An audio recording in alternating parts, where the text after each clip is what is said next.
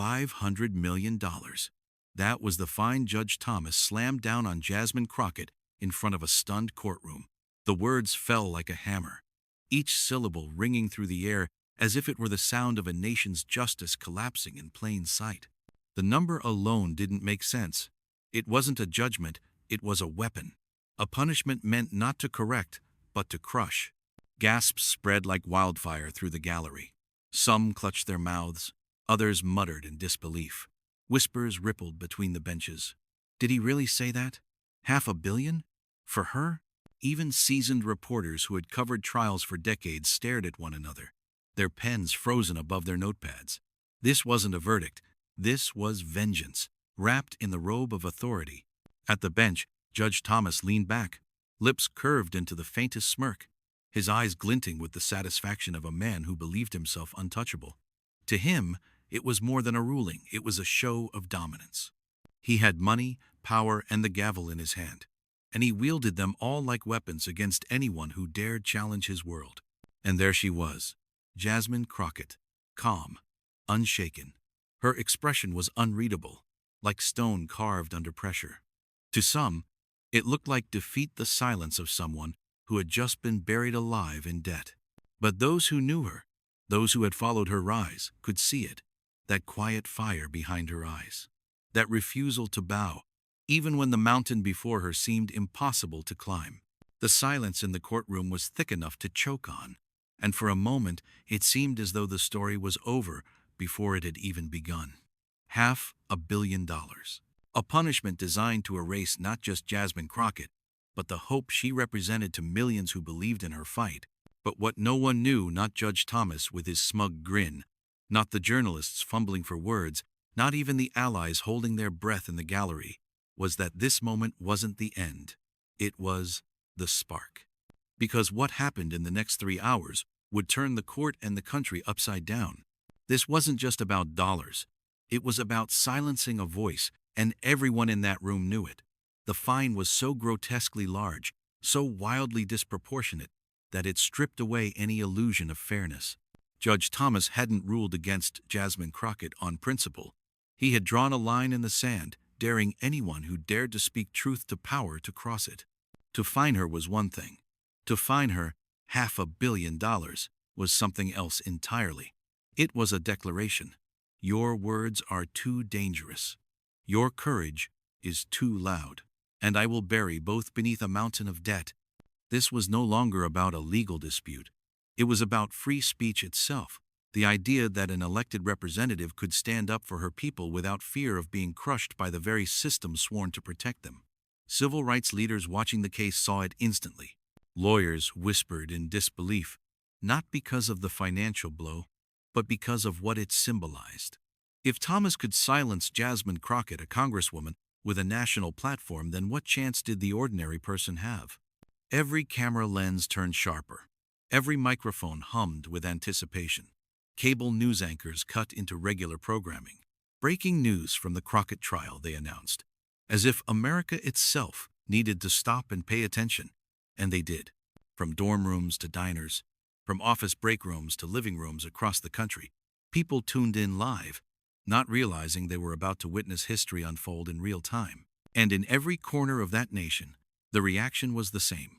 Disbelief, followed by anger. For some, the absurdity of the fine confirmed what they had always suspected, that the law was a weapon wielded by the powerful against the brave. For others, it was a moment of clarity, a wake-up call that the struggle for justice wasn't just a matter of marches and speeches. It was happening here, in a courtroom where arrogance sat in a black robe. Judge Thomas relished the attention. He basked in the cameras, in the collective gasp of a nation stunned by his audacity. He didn't hide his satisfaction. He performed it. His smirk lingered. His tone dripped with condescension, as though Jasmine Crockett's future and the hopes of those who believed in her were nothing more than pieces on his chessboard. But arrogance has a way of blinding the powerful, and Thomas, in his certainty, couldn't see what was happening right in front of him. He couldn't see the slow, steady rise of Jasmine's posture. He couldn't hear the quiet gathering of strength in her silence. He mistook calm for defeat, when in truth, it was the opposite. Viewers across America leaned in, glued to their screens. Allies and opponents alike studied Jasmine's face, waiting for a crack, a falter, some visible sign that she had been broken. But it never came. Instead, there was something almost unnerving about her composure. Her stillness carried the weight of a storm building just beyond the horizon. And though the courtroom remained locked in Judge Thomas's grip for the moment, a shift was already in motion, subtle, invisible to those who weren't paying attention. Jasmine Crockett was not finished. Not by a long shot, because even as Thomas reveled in his own power, Crockett was preparing something quietly. Something no one in that courtroom, not even the smug judge himself, was ready for. To understand the weight of that fine and the man who imposed it, we need to step back and look at the figure seated high above the courtroom. Judge Thomas. To some, he was a symbol of law and order, a veteran jurist with decades on the bench. But peel back the polished veneer, and a different picture emerges. A man who built his career not on justice, but on protecting the very structures that kept power in the hands of a select few. For years, Thomas's rulings had followed a pattern. Workers facing corporate giants, he almost always sided with the corporations. Communities demanding environmental protections against polluting industries, he dismissed their pleas with cold technicalities. Civil rights cases brought by grassroots organizers, they rarely made it past his courtroom door. But let an executive, a banker, or a political ally stand trial, and Thomas would suddenly find flexibility in the law. It wasn't balance. It was bias disguised as jurisprudence. His political ties ran deep. Old photographs showed him grinning alongside oil magnates at fundraisers, his arms slung around senators who made their careers railing against the very communities Jasmine Crockett represented. Behind closed doors, his chambers were whispered to be less a place of sober reflection than a revolving door for lobbyists. When challenged, he would respond with lofty speeches about upholding tradition and protecting the integrity of the courts. But those words were smoke. The reality was clear. Thomas served the elite, and arrogance clung to him like a second robe. In public, he exuded confidence, but it was the kind that crossed into disdain. Reporters recalled his habit of dismissing tough questions with a chuckle, as though the very act of being held accountable was beneath him. Lawyers who appeared before him told stories of the way he leaned back in his chair, hands folded, an almost theatrical smirk playing on his lips as he toyed with them. He didn't just rule. He performed rulings, reveling in the spectacle of his authority. Yet it was his hypocrisy that drew the most anger. Thomas spoke often about the sanctity of the law and justice being blind. He loved to quote scripture in speeches, invoking morality while his decisions shielded polluters, shielded billionaires, shielded those who bought influence with a checkbook. He presented himself as a guardian of American values while quietly hollowing them out. To the communities who had fought for decades to be heard, he was not a judge. He was a wall. And Jasmine Crockett was not the first person to feel the weight of that wall. Mothers seeking justice for sons brutalized by police had stood before him, only to watch their cases dissolve in his courtroom. Activists pressing for voting rights reforms walked in hopeful and left in despair. Time and again, ordinary people collided with the same reality. Thomas's courtroom was not built for them. It was built for those he deemed worthy. But this case was different. This was not a grieving family with limited resources or an organizer scraping funds together for legal fees. This was Jasmine Crockett, a congresswoman, a black woman who carried not just her own voice, but the voices of millions who saw themselves in her fight. And Thomas, in his arrogance, thought he could treat her like everyone else he had silenced. He thought the hammer of a $500 million fine would shatter her resolve just as easily as it had crushed countless others. What he failed to see, what arrogance blinded him to, was that Crockett had walked into his courtroom prepared for this very kind of fight. For years, she had studied the system, not from the privileged perch of a judge's bench, but from the streets, from the lived reality of communities who bore the brunt of decisions like his. She knew his type, and unlike so many before her, she refused to play by his rules. By now, the nation watching was beginning to feel it too. The more the cameras replayed his smirk, his dismissive tone, his casual wielding of authority, the more the public turned against him. Social media feeds flooded with outrage. This isn't justice. This is intimidation. Hashtags demanding accountability trended within hours. What had begun as a courtroom drama was becoming something larger, a referendum on power, privilege, and the men who hid behind the robes of justice. Judge T8. 2 years ago, she continued, you dismissed the case of Johnson versus Halcyon Energy, citing insufficient evidence. But the plaintiffs presented 300 pages of medical records linking the refinery's toxins to children's illnesses. 300 pages, Judge. You called it circumstantial. Gasps pricked through the room. Parents in the gallery nodded, whispers darting like sparks. Thomas shifted in his seat. Jasmine turned another page. 4 years ago, when bankers from Sycamore Financial were caught red-handed defrauding homeowners, you lectured the victims on personal responsibility. Yet when one of those same bankers appeared in your chambers in a different case, you reduced his sentence, citing unforeseen hardship. The smirk was gone. You speak of fairness, Jasmine said, her tone tightening. But your rulings reveal a pattern. Ordinary people who come to your courtroom leave defeated.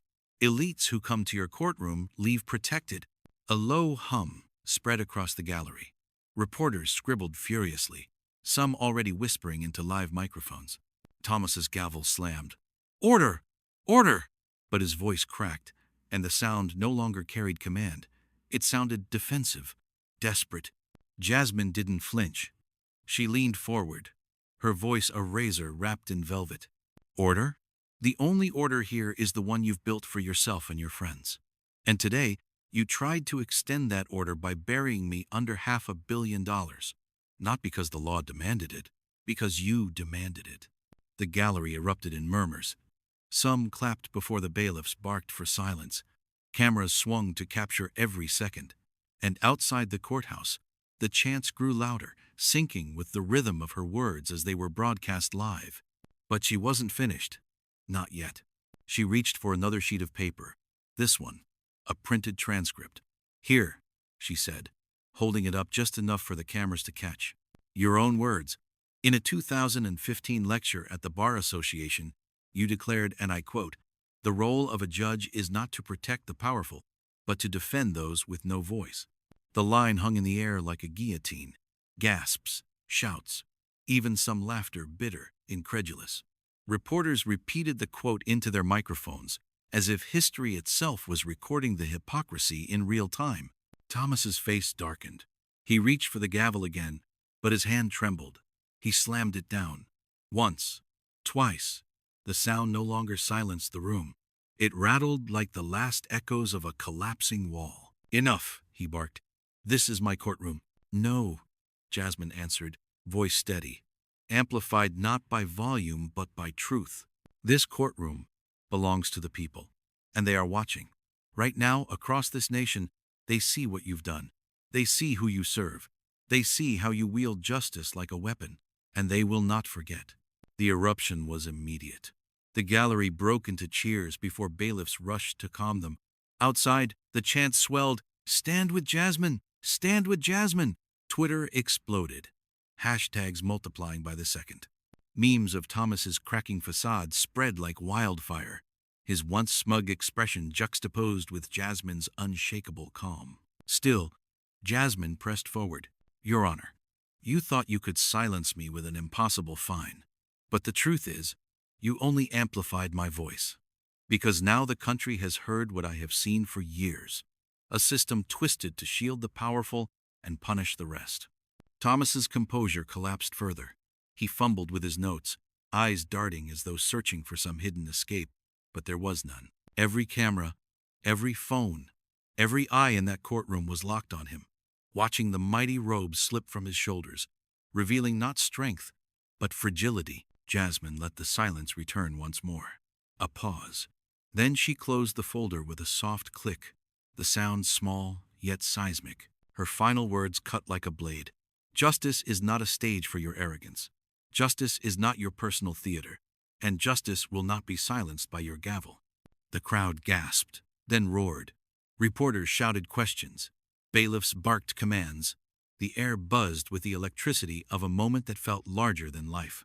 Judge Thomas tried to rise, but his movements betrayed him stiff, shaky, drained of the authority he once commanded so effortlessly. His robe suddenly looked less like a mantle of power and more like a costume unraveling under the weight of truth. And then, the unthinkable happened. The courtroom itself turned on Thomas. The moment Jasmine Crockett closed that folder, the world outside the courthouse erupted. What had begun as murmurs online exploded into a wildfire that scorched across every corner of social media. The hashtags multiplied at lightning speed. Crockett 500M, Justice over Money, Stand with Jasmine. Within minutes, her face calm, unshaken, radiant with resolve, was plastered across millions of screens. Clips of her takedown went viral instantly. One showed her quoting Thomas's own words back to him, spliced alongside images of children from communities he had failed. Another zoomed in on his trembling hand, gripping the gavel, captioned, "The robe doesn't hide the truth." TikTok, Instagram, and Twitter flooded with edits set to dramatic music, reframing the trial, not as a dry courtroom drama, but as the fight of a generation. Celebrities chimed in within the hour. Actors, musicians, athletes, voices with millions of followers posted their support. Jasmine Crockett just gave the speech of the decade. One pop star tweeted, "This is bigger than politics. This is about all of us."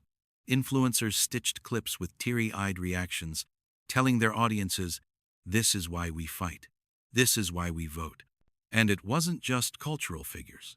Politicians who had once kept their distance from Crockett suddenly scrambled to align with her. Statements poured in from colleagues across the aisle, some lukewarm, others fiery. "The court belongs to the people, not to the elite," one senator declared on live TV. Another congresswoman tweeted, "Thomas tried to bury her. Instead, she planted a flag." News outlets, too, couldn't resist the drama. Headlines blared, "Crockett eviscerates judge in historic clash." The gavel cracks. Thomas under fire. On cable news, split screens replayed her words while pundits dissected the fallout. Even outlets that usually downplayed her politics couldn't deny the electricity of the moment. Narratives flipped in real time. Thomas was no longer the dignified jurist upholding order. He was the villain, arrogant, hypocritical, exposed. And Crockett?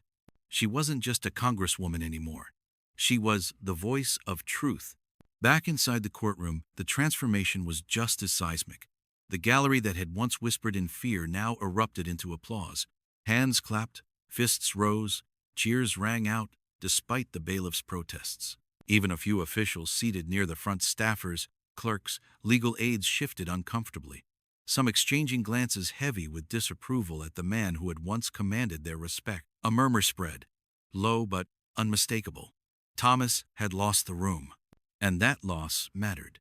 Judges build their power not just from rulings, but from the perception of unshakable authority. The moment people stop believing, the robe becomes a costume. And in that room, in that moment, Judge Thomas's costume was slipping fast. Social media amplified the humiliation in real time. Screenshots of his scowl were memed within minutes. "When you try to find someone $500 million but she roasts you with your own words," read one viral post, accompanied by a photo of his cracked composure. Hashtags kept climbing until Justice over Money hit #1 globally. The story was no longer confined to the courtroom. It had become a national reckoning. And Jasmine? She sat quietly amid the chaos, letting the storm she had unleashed do the work for her. Her calmness became part of the legend. Commentators marveled at it. She didn't yell, she didn't flinch. She just told the truth. And the truth was enough. But beneath the celebration, something deeper was forming. For years, ordinary people had felt powerless in the face of institutions that seemed untouchable. Now, for the first time in a long time, they had witnessed the untouchable tremble. That image, Thomas cracking, Crockett unshaken, carried a weight that extended far beyond the walls of that courthouse. It became proof that even the mightiest could fall when confronted by courage. The chants outside grew thunderous, rising above the courthouse steps like a declaration. Justice over money, justice over money. It wasn't just a slogan now. It was a movement, born in real time, with Jasmine Crockett at its center. But as the crowd swelled, as social media roared, as Thomas sat humiliated in the very seat where he once held power, Jasmine knew the moment wasn't finished. Not yet. Because this fight was never just about exposing one judge. It was about something larger, something every person watching at home could carry with them. And so, while the nation basked in the aftershocks of her mic drop takedown, Jasmine Crockett was already preparing her next move. Because she wasn't finished. She had one last message for America. Jasmine Crockett rose from her seat, every movement deliberate, every gesture carrying the weight of the story she had just told and the millions she represented. The courtroom, once a theater of intimidation, now hung on her words like scripture. Cameras caught her gaze sweeping across the gallery, across the officials, across the nation itself. This was never about money, she began, her voice steady, unwavering and clear. It was about silencing voices, about reminding those of us who dare to speak out that the system can be cruel, that it can beat